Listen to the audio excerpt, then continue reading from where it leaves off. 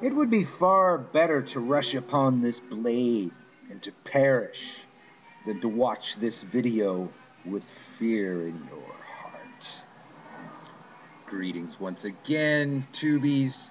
It's your dear Uncle Birch here to show you blades. The first, actually, this would be my second in tools because I kind of covered wands a little bit. I noticed. I went and looked back at my videos and I talked a bit about my wands in my first video. So, figure I should do the rest of the tools since we're learning all these things. This probably the most talked about, most known, and the most controversial of the witch's tools: the ritual blade, the dagger, the athame, A-T-H-A-M-E. Athame is how you pronounce that. Double-edged blade with a, whoops, sorry, not the price tag, with the black hilts. It's the most traditional of the witch's blades. They say, because black absorbs energy. I'd go with that one. Some say it was they had a black blade and a white blade on the altar, and in the dark they could better tell them apart.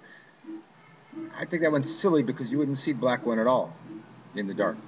So that I think is stupid.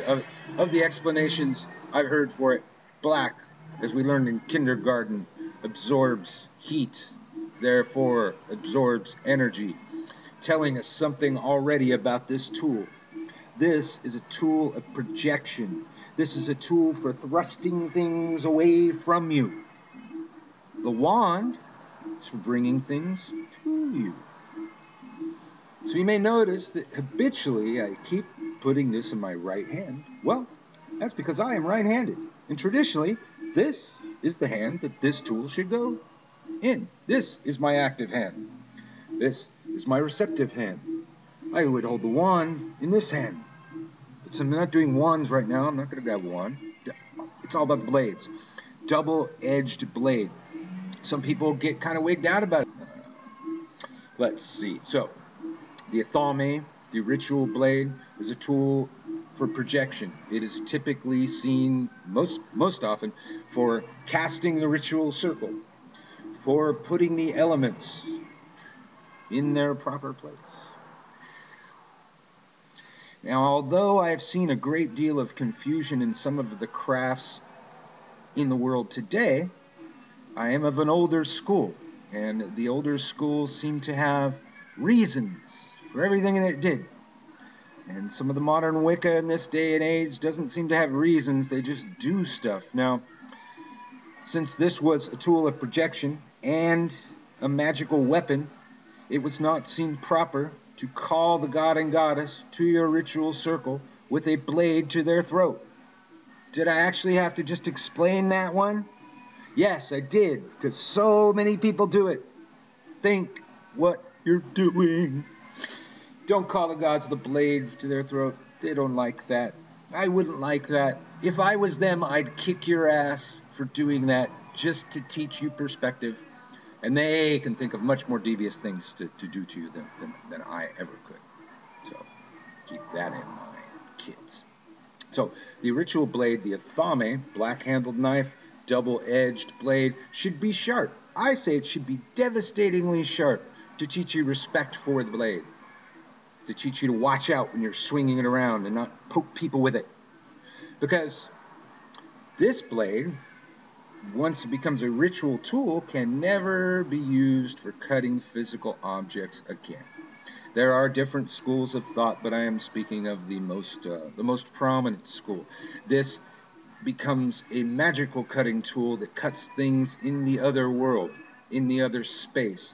If it was ever used to stab anything, it might be a bad spirit or a demon or something. That doesn't tend to come up with us much, but it does come up in some of the other magical schools that use the blade. This is a spiritual weapon, if it is ever a weapon. And when it gets used to cut something physical, it's no good for that spiritual weapon anymore. So it's unconsecrated.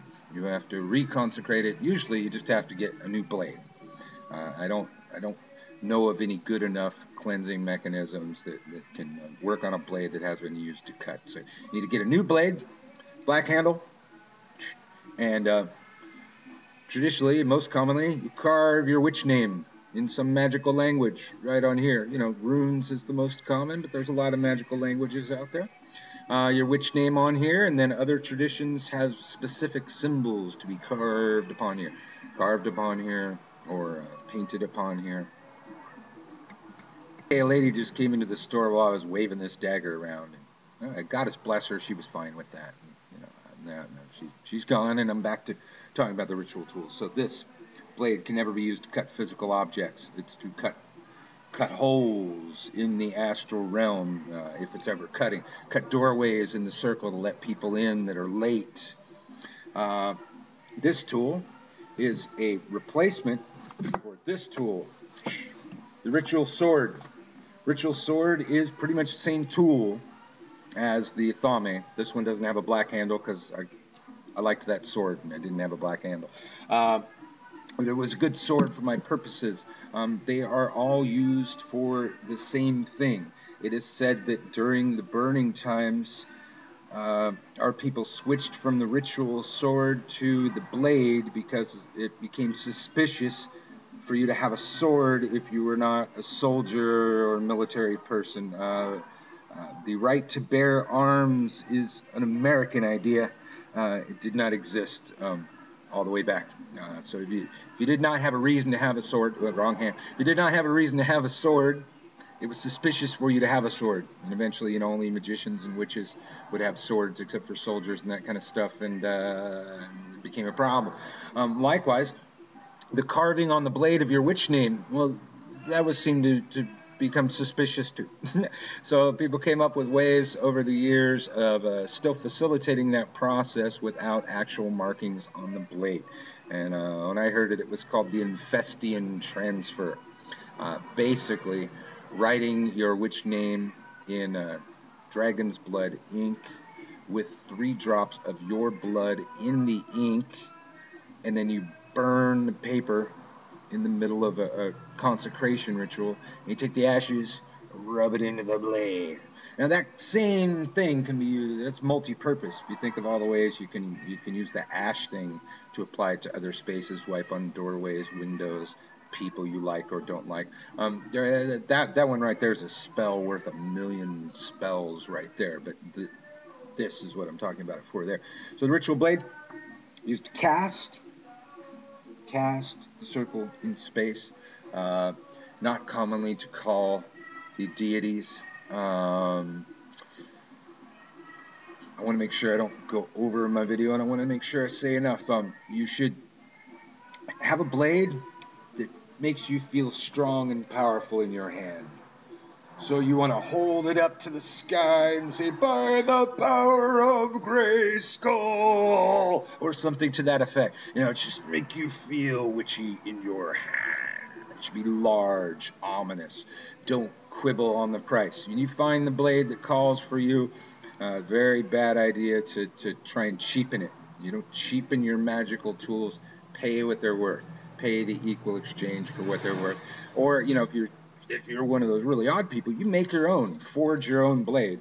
I sell blades, so I would suggest buy one if you can't forge it. But I do know that forging your own blade is going to be better than one you can buy from me. So quite frankly, forge your own blade or buy a good one. There was one other thing I was going to say to that, and I think the time's going to run out. Some people don't believe in working with tools. I believe that a witch eventually should get to the point where they can work without tools. Being one of those witches, I know that I'm evoking the feel and all the experiences I ever had with the tool into my hand when I'm working without the tool. So it could be said that there is a necessity of using the tool a lot before you can get to the point of using or not using the tool. And then another thing I like to say, it is possible to put a screw into a piece of wood without a tool. But it'd be much easier and a lot more accurate just to use a goddamn screwdriver. Merry meet, merry part, merry meet again.